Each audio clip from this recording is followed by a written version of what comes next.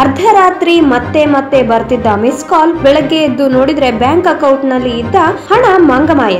ನೀವು ತಮಿಳ್ ಚಿತ್ರ ಇರುಂಬತ್ತರೈ ಎನ್ನು ನೋಡಿದ್ರೆ ಸೈಬರ್ ವಂಚನೆಯ ಬಗ್ಗೆ ಒಂದು ಕ್ಷಣ ಬೆಚ್ಚಿ ಬಿದ್ದಿರಬಹುದು. ಮಾಹಿತಿಗಳೇ ಸಂಪತ್ತು ಎನ್ನುವ ವಿಲನ್ ಪಾತ್ರಧಾರಿ ಜನಸಾಮಾನ್ಯರ ಹಣವನ್ನು ಹೇಗೆ ಲೂಟಿ ಮಾಡ್ತಾನೆ ಎನ್ನುವ ಬಗ್ಗೆ ತೋರಿಸಿರುವ ಈ ಚಿತ್ರದಲ್ಲಿ ಡಿಜಿಟಲ್ ವಂಚನೆಯ ಬಗ್ಗೆ ವಿವರಿಸಲಾಗಿದೆ. ಆದರೆ ಮುಂಬೈಯಲ್ಲಿ ನಡೆದಿರುವ ಈ ವಂಚನೆ ಇರುಂಬತ್ತುರೈಗಿಂತಲೂ ಭಯಾನಕವಾಗಿದೆ. ಅತಿ ಸುಲಭವಾಗಿ ವಂಚಕರು ನಮ್ಮ ಖಾತೆಯಲ್ಲಿರುವ ಹಣವನ್ನು ಹೇಗೆ ದೋಚ್ತಾರೆ ಎನ್ನುವುದಕ್ಕೆ ಈ ಸುದ್ದಿ ಅತ್ಯುತ್ತಮ ಉದಾಹರಣೆ.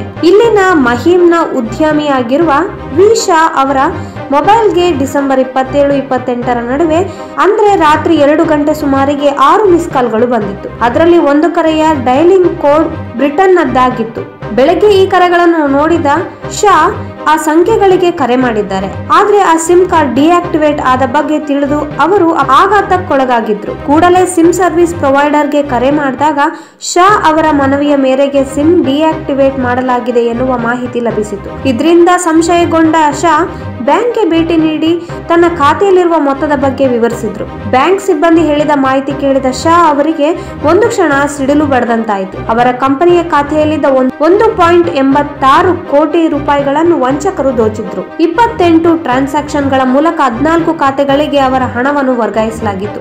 ಬ್ಯಾಂಕ್ ತನ್ನಿಂದಾದ ಪ್ರಯತ್ನ ನಡೆಸಿ 20 ಲಕ್ಷ ರೂಪಾಯಿಗಳನ್ನು ವಾಪಸ್ ಪಡೆಯುವಂತಾಯಿತು. ಆದ್ರೆ ಉಳಿದ ಹಣ ವಂಚಕರ ಪಾಲಾಗಿದೆ. ಡಿಸೆಂಬರ್ 27ರಂದು 11 ಗಂಟೆ 15 ನಿಮಿಷಕ್ಕೆ ಸಿಮ್ ಕಾರ್ಡ್ ರೀಪ್ಲೇಸ್ಮೆಂಟ್ ಗೆ ಮನವಿ ಮಾಡಲಾಗಿತ್ತು. ಅಂದು ರಾತ್ರಿ 2 ಗಂಟೆಗೆ ಮಿಸ್ ಕಾಲ್ಗಳು ಬಂದಿದ್ವು. ನನ್ನ ಕಂಪನಿಯ ಬ್ಯಾಂಕ್ ಖಾತೆ ನನ್ನ ಮೊಬೈಲ್ ಫೋನ್ ನೊಂದಿಗೆ ಲಿಂಕ್ ಆಗಿದೆ.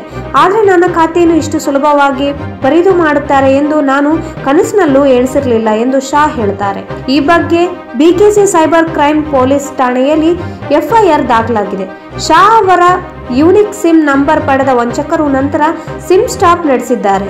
ಶಾ ಅವರಿಗೆ ಯಾವುದೇ ಸಂಶಯ ಬಂದಿಲ್ಲ ಎನ್ನುವುದನ್ನು ಖಚಿತಪಡಿಸಿಕೊಳ್ಳಲು ತಡರಾತ್ರಿ ಕರೆ ಮಾಡಿದ್ದಾರೆ ಎಂದು ನಾವು ಸಂಶಯಿಸುತ್ತೇವೆ ಎಂದು ಪೊಲೀಸ್ ಅಧಿಕಾರಿಯೊಬ್ಬರು ಮಾಹಿತಿ ನೀಡಿದ್ದಾರೆ. ಹ್ಯಾಕಿಂಗ್ ಮೂಲಕ ದುಷ್ಕರ್ಮಿಗಳು ಯೂನಿಕ್ ಸಿಮ್ ನಂಬರ್ ಅನ್ನು ಪಡೆಯುತ್ತಾರೆ. ಆದರೆ ತಾನು ಯಾರಿಗೂ ಯೂನಿಕ್ ಸಿಮ್ ನಂಬರ್ ತಿಳಿಸಿಲ್ಲ ಹಾಗೂ ಯಾರೊಬ್ಬರು ಇದನ್ನು ವಿಚಾರಿಸಿ ತನಗೆ ಕರೆ ಮಾಡಿಲ್ಲ ಎನ್ನುವುದನ್ನ ಶಾ ಸ್ಪಷ್ಟಪಡಿಸುತ್ತಾರೆ. ಯಾವುದಾದ್ರೂ ನಕಲಿ ಆಪ್ ಅಥವಾ ಇಮೇಲ್ ಮೂಲಕ ವಂಚಕರು ಶಾ ಅವರ ಮಾಹಿತಿ ಪಡೆದಿರಬಹುದು.